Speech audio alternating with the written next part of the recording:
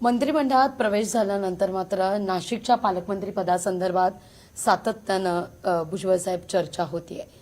नाशिकच्या पालकमंत्री पदासंदर्भात तुमची नेमकी काय भावना आहे? सातत्यानं कार्यकर्ते म्हणतात की तुम्हाला सातत्यानं काल सुद्धा सांगितलं की हा वाद वाढवायचा नाही, मला सुद्धा वाढवायचा नाही. मी पालकमंत्री पदाची मागणी केलेली नाही. तो निर्णय त्याला काय घ्यायचा तो घेऊ द्या. मला त्याच्यामध्ये काही वाईट वाटण्याचं कारण नाही.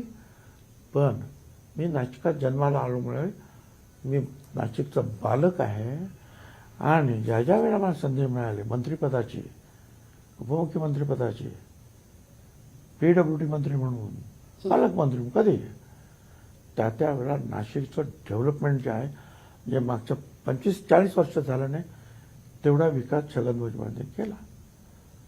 आता माझं म्हणणं असं आहे की मी सगळ्यात सिनियर आहे. मी 91 सालापासून मंत्रिमंडळात आहे.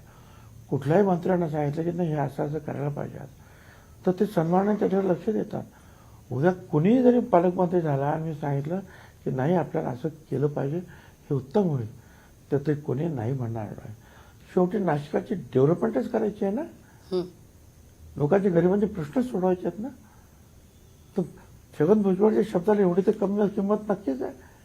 जेव्हा मंत्री नव्हतो तेव्हा सुद्धा माझे PA जायचे मंत्र्यांकडे, उपमुख्यमंत्र्यांकडे सगळे.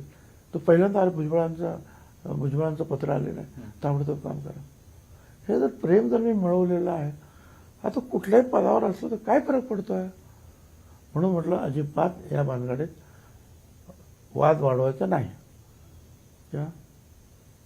मिळालं काम करा, नाही मिळालं तरी काम करायचं. मान्सून जो होईल